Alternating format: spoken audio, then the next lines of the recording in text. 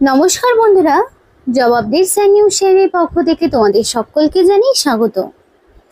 তো বন্ধুরা, আজকে কথা বলবো ইস্টার্ন রেলওয়ের পক্ষ থেকে বের হওয়া সম্পূর্ণ একটি নতুন আপডেট নিয়ে তোমাদের সাথে কথা বলবো, যেখানে তোমরা দেখতে পাবে যে শুধুমাত্র যদি তোমাদের থাকে মাধ্যমিক পাস তাহলেই তোমরা আবেদন করতে পারবে।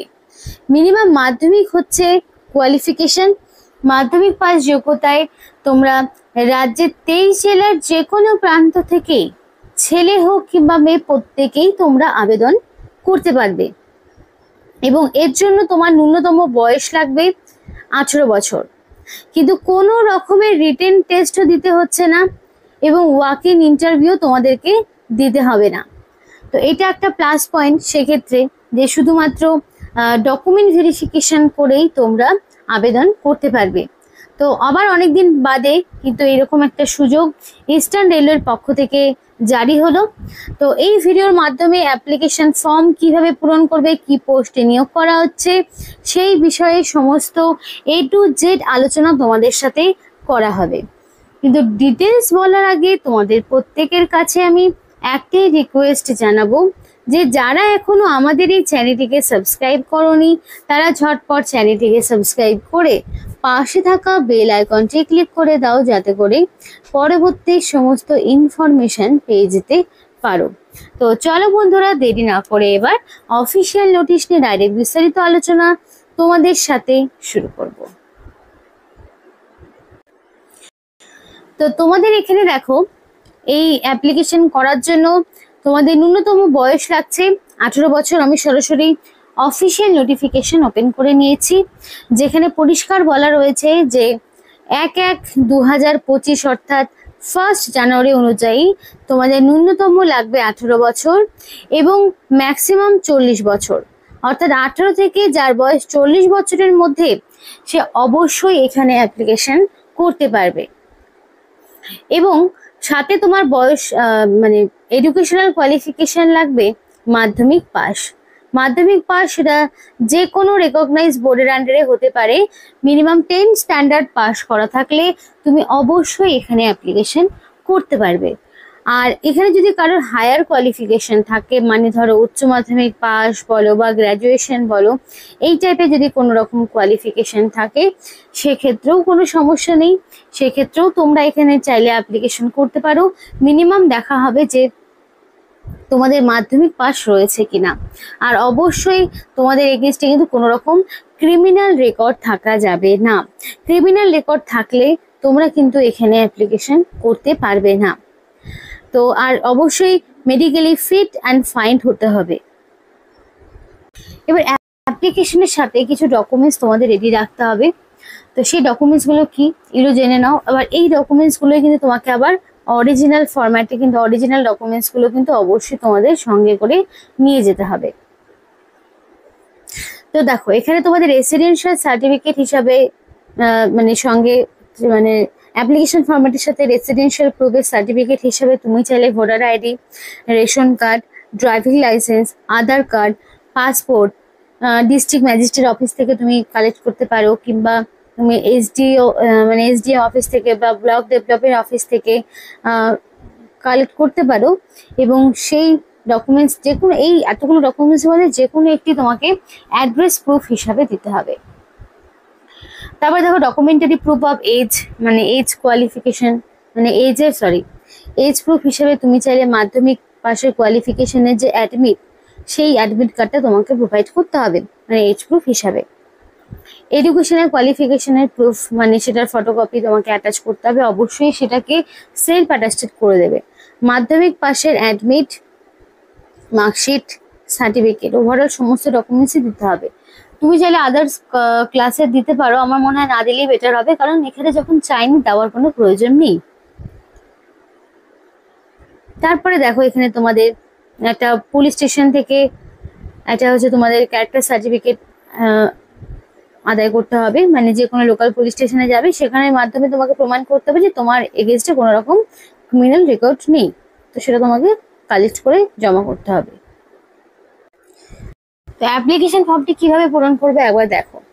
তো এখানে কিন্তু রিসেন্ট কালার পাসপোর্ট সাইজের ফটো তোমাকে অ্যাটাচ করতে হবে, সেলফ অ্যাটাস্টেড করে নেবে। And name of the applicant in block letter, block লেটারে তোমার নাম থাকবে। অবশ্যই মাধ্যমিক বা তার সমতুল্য পরীক্ষার অ্যাডমিটে এক্স্যাক্টলি তোমার যে নাম সেই নামটাই তোমাকে বসাতে হবে। ফাদার্স নেম অথবা হাজব্যান্ডের নাম।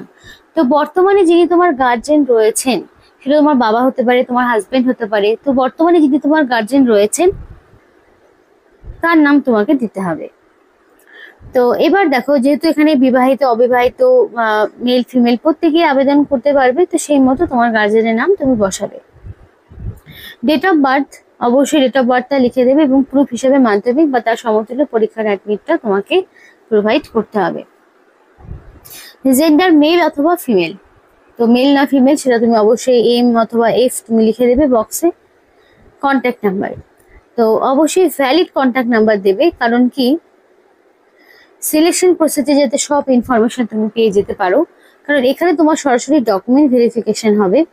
তো ডকুমেন্ট ভেরিফিকেশনের জন্য তুমি আদৌ শর্টলিস্টেড হলে কিনা বা বাকি পরবর্তীতে যে সমস্ত কমিউনিকেশনগুলো সেগুলো কিন্তু তোমার কন্ট্যাক্ট নাম্বারের মাধ্যমেই করা হবে। তো অবশ্যই ভ্যালিড কন্ট্যাক্ট নাম্বার দেবে, যেটাতে কল করলে বা হোয়াটসঅ্যাপ রয়েছে সেই রকম নাম্বার। এডুকেশনাল কোয়ালিফিকেশনের জায়গায় শুধুমাত্র লিখে দেবে মাধ্যমিক পাস, হায়ার কোয়ালিফিকেশন দেখানোর প্রয়োজন নেই, কারণ সেখান থেকে তোমার এক্সট্রা কোনো বেনিফিট হবে না, সুতরাং দেখিয়ে লাভ নেই, টোটালটাই মাধ্যমিকের ওপর বেস করেই হবে। রেসিডেন্সিয়াল অ্যাড্রেস, তো প্রুফ হিসাবে তো কি কি দিতে হবে আগেই বলে দিয়েছি। তো অ্যাড্রেসের ঘরে ফার্স্টে থাকবে তোমার ভিলেজের নাম, পোস্ট অফিসের নাম, পুলিশ স্টেশন, ডিস্ট্রিক্ট, পিনকোড, এই ওভারঅল এ টু জেড সমস্ত রকম ইনফরমেশনগুলো তোমাকে দিতে হবে। Name of the local district of applicant, তুমি কোন ডিস্ট্রিক্ট থেকে এখানে অ্যাপ্লিকেশন করছো তোমার ডিস্ট্রিক্টের নাম তোমাকে দিতে হবে। এবার কোনো রকম ক্রিমিনাল রেকর্ড রয়েছে কিনা অবশ্যই তোমাকে নো লিখতে হবে, যে তুমি সাথে আবার পুলিশ ক্লিয়ারেন্স এনক্লোজ করছো কিনা।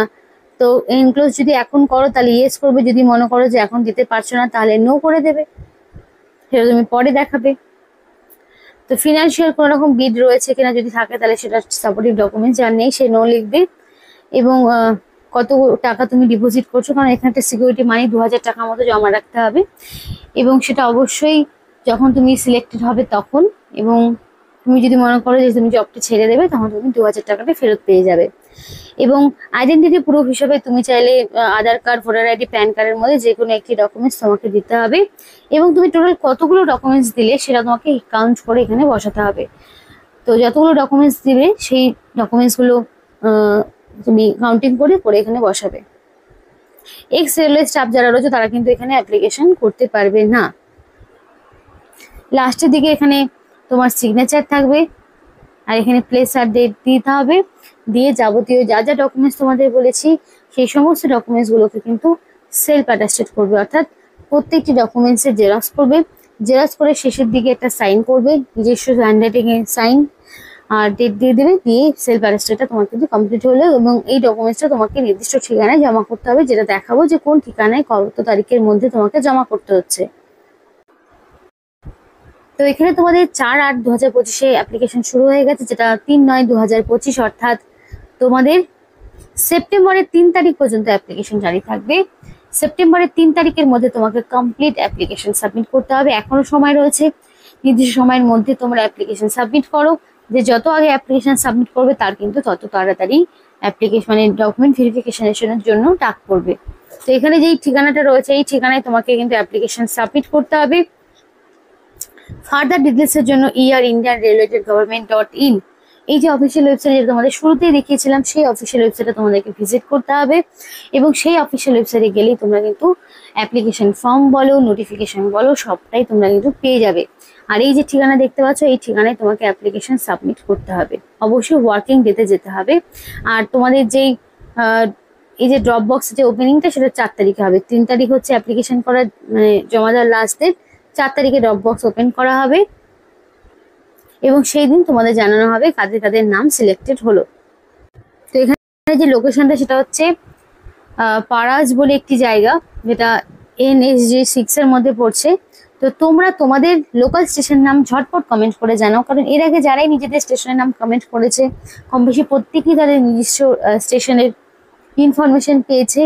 তো যারা এখনো পাওনি অবশ্যই জানাও তোমাদের লোকাল স্টেশনের নাম, যদি তোমরা লোকাল স্টেশনে জব করতে ইচ্ছুক হয়ে থাকো। এগুলো সম্পূর্ণটা টিকিট সেলের কাজ, যে যত টিকিট সেল করবে সে তত কমিশন পাবে। তো এখানে মিনিমাম মাধ্যমিক পাস, কোনো রকম লিখিত পরীক্ষা নেই। তো যারা মনে করছো যে জব করতে চাইছো তারা অবশ্যই লোকাল স্টেশনের নাম আমাদেরকে কমেন্ট করে জানাও। তো এটার নোটিফিকেশন তোমাদের ইস্টার্ন রেলওয়ে আসানসোল ডিভিশনের পক্ষ থেকে বেরিয়েছে। তো বন্ধুরা, এই ছিল আজকে সম্পূর্ণ ভিডিও। ভালো লাগলে অবশ্যই লাইক করো এবং চ্যানেলটিকে সাবস্ক্রাইব করে আমাদের সাপোর্ট করো। আমাদের সাথে থেকো, পাশে থেকো। আর ভিডিওটি সম্পূর্ণ দেখার জন্য তোমাদের সকলকে জানাই অসংখ্য ধন্যবাদ।